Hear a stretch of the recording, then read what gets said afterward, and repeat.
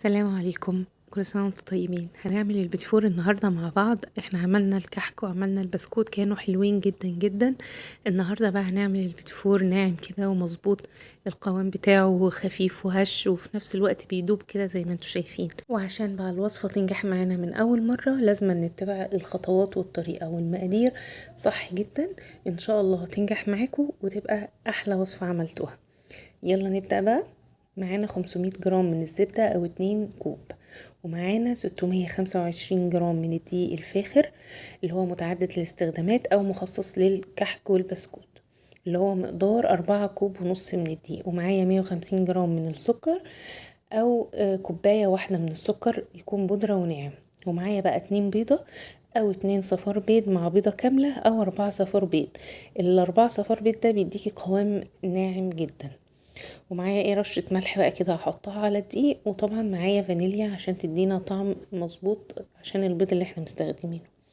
يلا نبدأ بقى. اول حاجة في بولة هنزل بالزبدة بتاعتي، عايزاها تكون طرية وفي نفس الوقت تكون خارجة من التلاجة مثلا قبل ما نستخدمها ب10 دقايق كده، تطرى معانا بس في نفس الوقت بتفضل ساقعة. هبدأ بقى اضربها كويس لحد ما تدينا قوام كريمي كده وناعم، بس ما بين كل فترة والتانية بنزل الجوانب عشان كله يختلط كويس. يبقى اول حاجة محتاجينها ان الزبدة تكون ساقعة مش سايحة خالص، وكمان السكر يكون بودرة وناعم كده. تمام. هنقلب بقى القوام لحد ما يبقى كريمي وفاتح. ملكوش دعوه باللون بتاع الفيديو خالص، الاضاءه مش متظبطه. يكون كريمي وفاتح. وبعدين هنزل بالبيض بالتدريج، بيضه بيضه، وكل ما البيضه تختفي معايا ابدا انزل باللي بعديها. وزي ما قلت لكم عايزين تستبدلوا البيضه الكامله بصفارين، ومع البيضه او 4 صفار بيض بيدوكوا قوام ناعم قوي للبيتي فور. خلاص كده عملت كل البيض بتاعي وضربت الخليط لحد ما بقى كريمي وفاتح وناعم وهش. بنزل بقى بكمية الدقيق، بس بسيب مثلا 4 معالق كبار كده على جنب، ما بنزلش بالكمية كلها.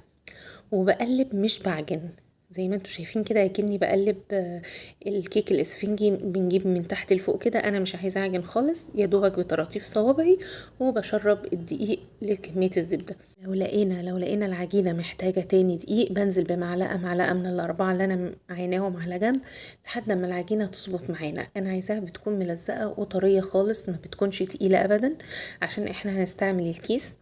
وبنزل كده على طول، ايدي بتبقى مستقيمة، وكمان الكيس مش بيبقى مليان قوي. بناخد جزء صغير كده بنضغط بيه، والباقي بيبقى على جنبنا، وبنضغط زي ما انتوا شايفين كده. خلاص بنشكل الصينية اللي بنشكلها بندخلها التلاجة قبل ما نسويها كده 10 دقايق عشان الرسمة تبقى مظبوطة معانا، والزبدة ما تسحش ولا تخرج منها على ما نخلص باقي الكمية. انا كنت الكاميرا كانت فصلت، فانا كنت بقيت العجينه بتاعتي رشيت عليها معلقتين من الكاكاو، وخدت معلقه زبده طريه كده او معلقه سمنه، وبقلبهم عشان ده يبقى البيتي فور اللي بالكاكاو. ماشي. برضو بقلبه كده مش هعجنه مع رشه الكاكاو والزبده. ونفس الحكاية هنحطها في الكيس الحلواني ونشكل الصواني بتاعتنا. الصينية اللي أشكلها أحطها في التلاجة على ما أجهز اللي بعديها. التسوية بقى درجة الحرارة بتبقى هادية جدا، برضو على 160، الرف اللي قبل الأخير أو الرف الوسطاني. ومش بإيد الشواية من فوق، أنا بشغل الفرن من تحت، ولو في مروحة أنا بشغلها. وبسيبه بقى على هادي كده يستوي تماما. واول ما يبدأ ياخد لون من تحت، مثلا بياخد له بتاع ربع ساعة في الفرن، بيطلع بالشكل الجميل اللي انتوا شايفينه ده.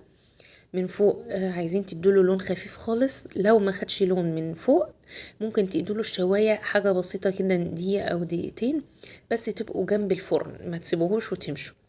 بيطلع معانا زي ما انتوا شايفين كده جميل خالص ودايب وتحفة. التزيين بقى ممكن نحشيه مربى.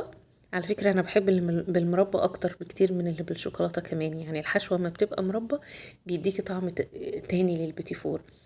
المهم بنحشي ما بين كل قطعة والتانية مربى او شوكولاتة زي ما انتوا شايفين كده، ونقفل.